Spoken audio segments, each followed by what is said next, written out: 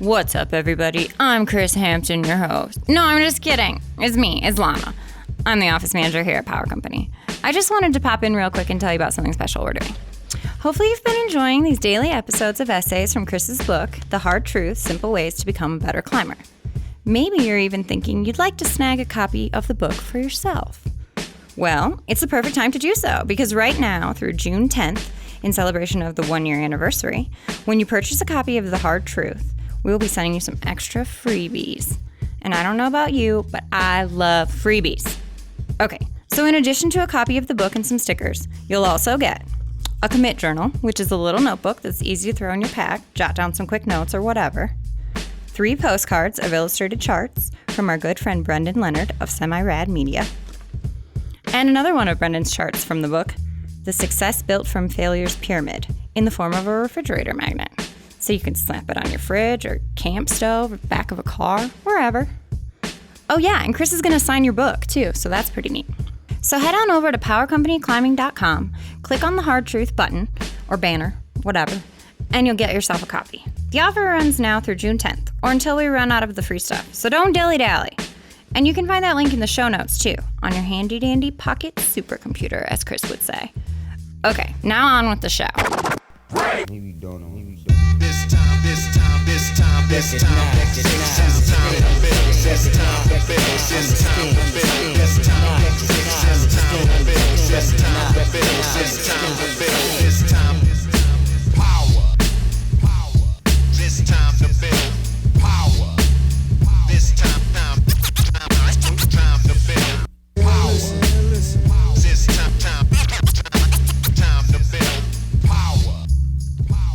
Selective learning, the short-sighted approach. Through many conversations about training with friends and other climbers, I've discovered one common thread. You can almost always find a reason to continue training the short-sighted way that you have been. What I mean is that if you get attached to your method of training, the method that's worked for years and gotten you to where you are and where you've been for 5 seasons, then you're probably missing out on some great advice. That is, of course, unless your method is to constantly look for new methods and target new weak areas in your climbing. If that's you, you can just skip this piece. If you're the one who's done exactly the same workout for years and have been stuck at the same grades for most of that time, then you may want to read on. Just be advised that you might not read exactly what you hope. I understand the draw to this style of learning. You pick up a training book, you flip through until you find a passage or a chapter that echoes what you've based all of your training on, and you latch onto it. That's me. I knew I was doing this the right way. It's true. You are doing that the right way. Thing is, there are hundreds of other facets to your training that you're not paying attention to at all. Not to mention, they're all listed right there in that book. You're just looking past them. You see someone stronger than you, maybe even a pro, doing exactly what you've been doing. Yes, Sean McCall trains this way, so it must be right. Absolutely, it's right. For him, in that specific moment. I'm betting Sean trains more than just the one thing you've latched onto. You can look at his climbing and see that it's far more complex than just a circuit on an adjustable wall, but you choose to look past that. It must be that one thing that's elevated him to those heights. Of course it is. Here's what I urge you to do. Reread your training books, including this one when you finish it. Reread the training blogs that you frequent. Re-listen to our podcast. Completely ignore all the things you already knew and take a deeper look at the things that make you uncomfortable. The things you say you don't need. The things you say won't help you. Look past your fears, your hang-ups, and your preconceived notions. Chances are, you know what you're missing. You know because you've argued with yourself about it, and you always win. Let the other you win this time, or at least give her a chance. She might just surprise you.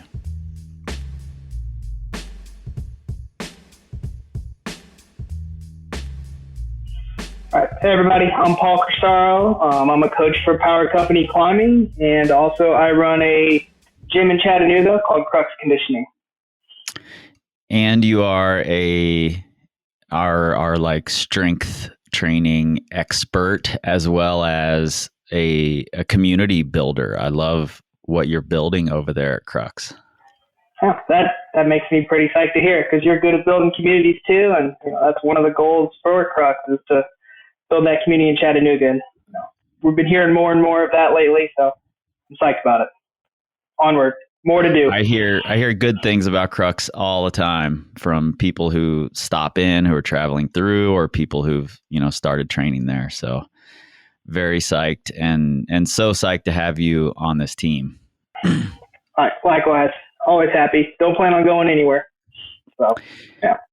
The reason I thought you'd be a good fit for this chapter is because you are constantly working with people, you're talking to people, and inevitably the people who come into Crux or who, come to you for coaching have looked and listened and, absorbed all this information, because there's a fuckload of it out in the world about how to get better at whatever it is you're trying to get better at, And something I often see, and I'm curious to know your experience with it, but something I often see is this selective learning. It's essentially confirmation bias, right? When I wrote this chapter, I didn't have that language necessarily. I wrote it years ago for the blog, but that's essentially what it is. Someone has a hypothesis, they know what works, and they go looking for evidence to prove that what they're already doing is right. That's funny, because in my notes, that's actually the first thing I have written down, and it's underlined as confirmation bias. So yeah, you covered it. That's what it is. That's what this selective learning is, for sure. And it's out there. Do you, when clients come into your gym and are, giving you their goals, and you give them, you tell them what you think they should be doing to improve, do you often hear people say, well, what about this? This is what I've been doing and it's been working? I'd say it's about 60% not that, and about 40% that. There's definitely people, and it's cool having the people who obviously take the time to think about how they can improve and do research and look into ways to take their training, and try and be autonomous and do it themselves, which I think everybody should in ways, and take control of that. I think it's cool when those people realize it's time to reach out, but it's also funny when a lot of those people also hear what you have to say and hear the recommendations you take places, and then think they need to do it the other way because they saw it somewhere else. So it's both a good and a bad thing, I'd say. Yeah, it's something that, like, as someone who puts out media into the world constantly, thousands of words every month, and a book and blogs and workshops and all these things, it's something I'm constantly aware of, because I see people light up when they hear something that validates what they've done in the past. They're like, oh yeah, this is true, this is me, and I'm like, well, then let's ignore that for a minute. What about the things that you didn't like to hear? What in this made you uncomfortable?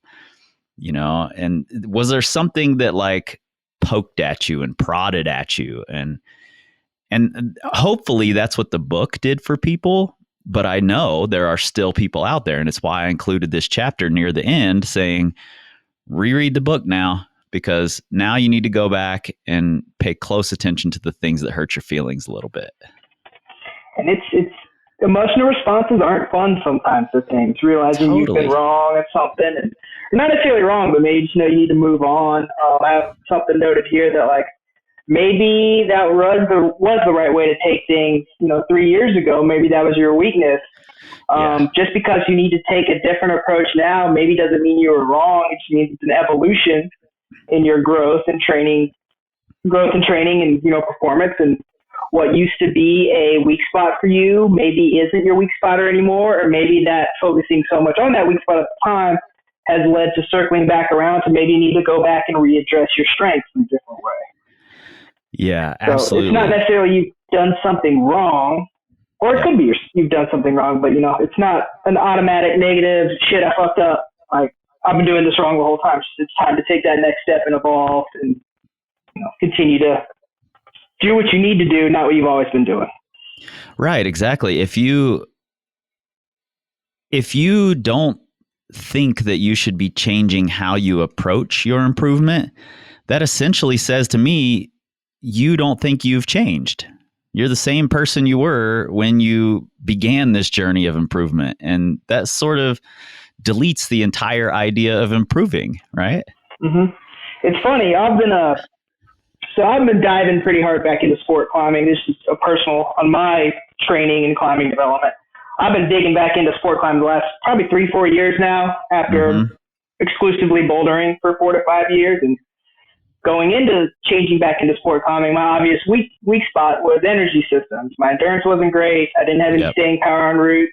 And I've spent 2 to 3 years very highly focusing on that, and I've been improving in my climbing. And I had a really good sport climbing season this year.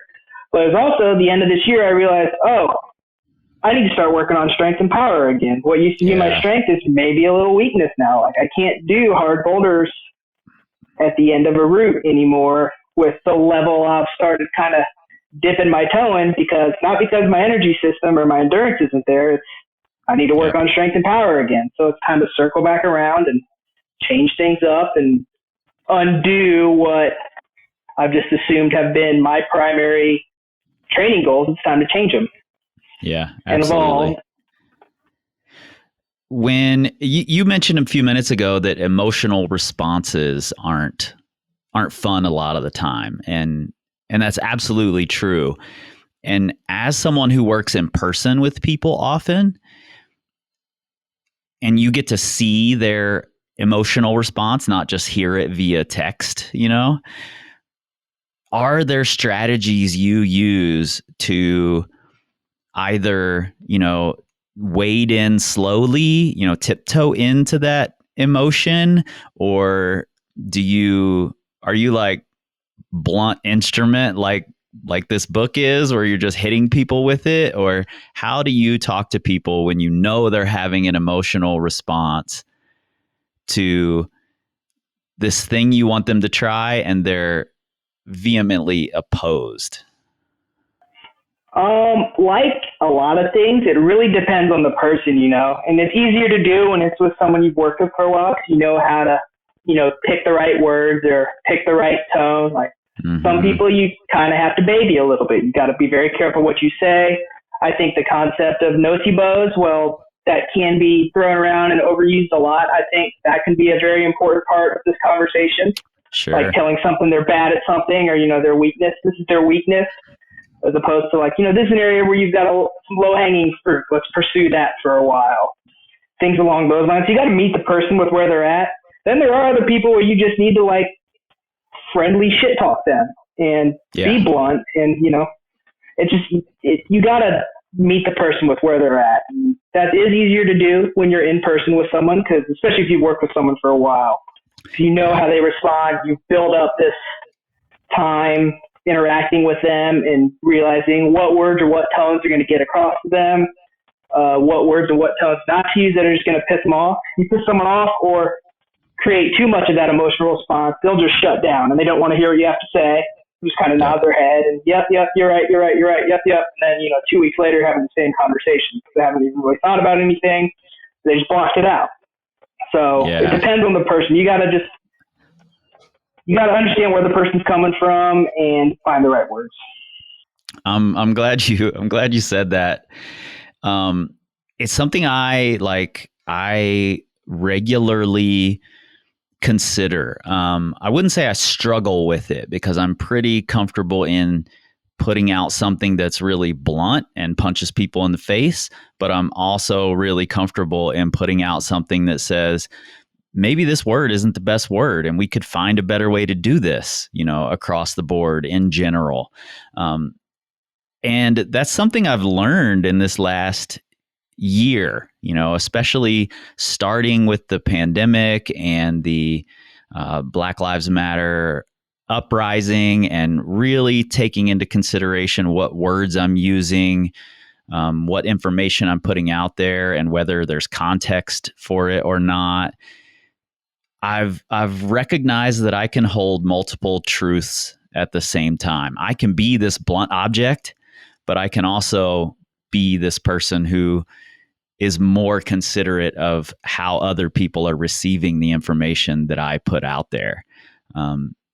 And that's I exactly think, what you're talking about. and I think that bluntness definitely needs to be considered more this day and age, not because, we should be worried about backlash, like considering how we speak shouldn't just be considered in our own self-defense. We really need to consider how we affect other people and step outside of our box. And like, you can't just say something and then people get rightly offended and be like, shit, people can't take a joke. Like that shit shouldn't be an excuse anymore. So I think that stuff's super important these days. Totally. And, I believe, I've said this before, but I believe in the power of words to inspire. So how can I not believe in the power of words to harm or to shut somebody down?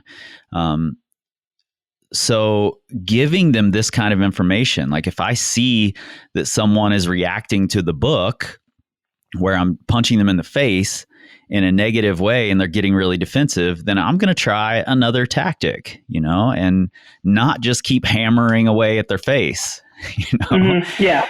And I think that's really important to do. Yeah, absolutely. Well, dude, I appreciate you taking the time. I know you've got a crazy busy schedule over there at Crux and with Taylor in super mega gardener mode. She's probably on you, which my wife is constantly. So yeah. She's leading the garden charge. I'm just support. It's great. Yeah, I love it. I get to eat all the food and veggies that come out. So. Yeah, perfect. Did you, since we're talking about the book, did you happen to see Brendan's post about plants yesterday? I did. I sent it right to Taylor immediately. It was amazing. Yeah, so perfect. I thought the same thing because Annalise has been buying plants like crazy and all the flowers are coming up. And Brendan just has a knack for making his little charts that are so timely and mean so much to so many people. So yeah, it's great. There's a reason you had him, collaborate with the book, right? Absolutely. Yeah. All right, man. Well, I appreciate you. And we will talk again soon. Absolutely.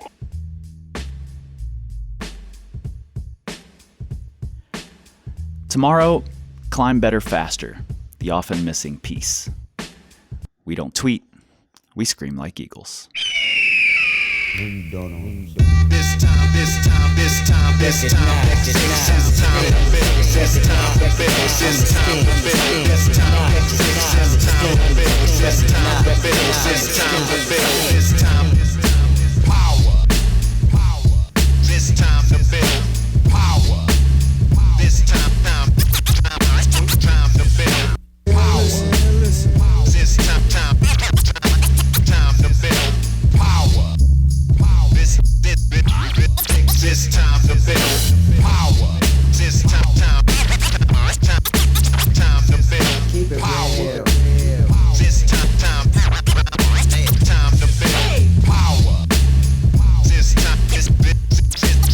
This time to